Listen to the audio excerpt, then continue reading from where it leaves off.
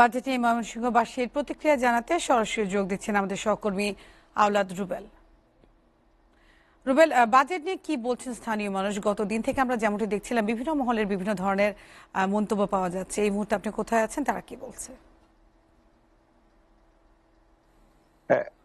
আফরিন, এই দেশের সবচেয়ে প্রাচীনতম এবং বৃহৎ জেলা হলো ময়মনসিংহ। এই ময়মনসিংহ বর্তমানে শিল্প এবং মৎস্য চাষের জন্য বিখ্যাত, এবং এই ময়মনসিংহবাসীর মাঝে এই বাজেট নিয়ে মিশ্র প্রতিক্রিয়া আমি লক্ষ্য করছি। বিশেষ করে আমি বিভিন্ন সামাজিক সাংস্কৃতিক সংগঠনের নেতৃবৃন্দ, নাগরিক নেতৃবৃন্দ সবার সাথে কথা বলে যেটা জানতে পেরেছি, এখানে মিশ্র প্রতিক্রিয়া এটাই রয়েছে যে যারা ক্ষমতাসীন দলের আওয়ামী লীগের নেতাকর্মী যারা আছেন এবং নেতৃত্ব পর্যায়ে যারা রয়েছেন, তারা যেটা বলছে এই বাজেট একটা উন্নত স্মার্ট আধুনিক বাংলাদেশ গড়ার ক্ষেত্রে বড় সহায়ক ভূমিকা পালন করবে, এবং পাশাপাশি যে প্রধানমন্ত্রী শেখ হাসিনার যে 2041 সালের ভিশন সেটা সফল করার জন্য এই বাজেট অত্যন্ত কার্যকর হবে। পাশাপাশি এখানে বিএনপি এবং বিরোধী দলের যারা আছেন, বামপন্থী যারা রাজনীতি করেন, তারা যেটা বলছে এই বাজেট হলো গরিব মারার বাজেট, এবং তারা বলছে এই বাজেটে যে দুর্নীতিকে আরো প্রশ্রয় দেওয়া হয়েছে এখানে, এবং কালো টাকা সাদা করার যে সুযোগটা দেওয়া হয়েছে, সেই সুযোগ থেকে সরকারি কর্মকর্তা থেকে শুরু করে রাজনৈতিক নেতৃবৃন্দ সবাই কিন্তু অসৎ উপায়ে টাকা কামানোর প্রতিযোগিতায় লিপ্ত হবে, এবং এটাকে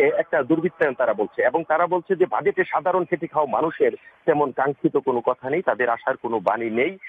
বিশেষ করে এখন যে দ্রব্যমূল্যের ঊর্ধ্বগতি এবং সব মিলিয়ে যে ডলারের ক্রাইসিস এবং কেন্দ্রীয় ব্যাংকের রিজার্ভের যে অবস্থা, এই মুহূর্তে এই উচ্চাবিলাসী দেশের ইতিহাসে সবচেয়ে বড় বাজেট পেয়ে ময়মনসিংহবাসী বিভিন্নভাবে তারা উদ্বেগ জানিয়েছে। বিশেষ করে এখানে ময়মনসিংহের যে মৎস্য চাষ রয়েছে, যে ময়মনসিংহের প্রত্যেকটি উপজেলা, বিশেষ করে ভালুকা, ময়মনসিংহ সদর, তারাকান্দা, গফরগাঁও, এখান থেকে সারা বাংলাদেশে সবচেয়ে বেশি মাছ কিন্তু বিশেষ করে যেগুলো মাছ চাষ হয় খামারের মাঝে, পুকুরের মাঝে, এই ময়মনসিংহ অঞ্চল চলে যায়। মাছের খামারিরা তারা বলছেন তাদের যে উচ্চ সুদের হার সেটা কমানোর এখনো এই বাজেট থেকে তারা কোনো আশার প্রতিফলন দেখতে পাচ্ছেন না। পাশাপাশি এখানে যে শিল্প কারখানা রয়েছে, ময়মনসিংহের সবচেয়ে বেশি শিল্প কারখানা হলো ময়মনসিংহের শিল্পাঞ্চল ভালুকায়, যেখানে 5 শতাধিক শিল্প কারখানা রয়েছে, এবং ময়মনসিংহ জেলায় ছোট বড় মিলিয়ে সব মিলিয়ে 1000 খানেক শিল্প কারখানা রয়েছে। শিল্প কারখানার মালিকরা যেটা বলছে, এখানে পরিবেশ দূষণ এবং নদী নালা খাল বিল দূষণ সব রুটে তাদের যে বড় বাজেটের প্রয়োজন, এবং শিল্প কারখানা চালাতে যে বিদ্যুতের যে নাজেহাল অবস্থা, সব মিলে সেখান থেকেও তারা বাজেটে কোনো ধরনের আশার আলো দেখতে পাচ্ছেন না। সব মিলে একটা গভীর উদ্বেগ, উৎকণ্ঠা কিন্তু এখন কাজ করছে।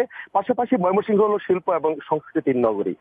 এই শিল্প এবং সংস্কৃতির নগরীতে এখনো সংস্কৃতির জন্য তেমন কিছু হয়নি। বিশেষ করে গত আওয়ামী লীগ সরকারের আমলে গত বছর এখানে সংস্কৃতি প্রতিবিম্ব ছিল ময়মনসিংহের। এই ময়মনসিংহে একটি সংস্কৃতি বিশ্ববিদ্যালয় হওয়ার কথা ছিল, একটা সংস্কৃতি পল্লী হওয়ার কথা ছিল ময়মনসিংহে, সেটা গড়ে ওঠেনি। এবং এটা নিয়েও কিন্তু যারা সাংস্কৃতিক কর্মী আছেন তারাও কিন্তু উদ্বেগ প্রকাশ করেছেন, এবং তারা দুঃখ প্রকাশ করেছেন যে এই বাজেটেও সংস্কৃতির জন্য, ময়মনসিংহের জন্য আলাদা একটা বাজেট যদি বিশেষ করে পাশ করা হতো তাহলে তারা খুশি হতো। তো আশা করছেন এখন এখানকার নাগরিক সমাজ এবং বিভিন্ন রাজনৈতিক নেতৃবৃন্দ, তাদের মধ্যে একটা মিশ্র প্রতিক্রিয়া আমি দেখতে পাচ্ছি, এবং তারা প্রত্যাশা করছেন বাজেটে যে ধরনের বরাদ্দ দেওয়া হয়েছে সেই বরাদ্দগুলো থেকে ময়মনসিংহ দেশের সবচেয়ে কনিষ্ঠ অষ্টম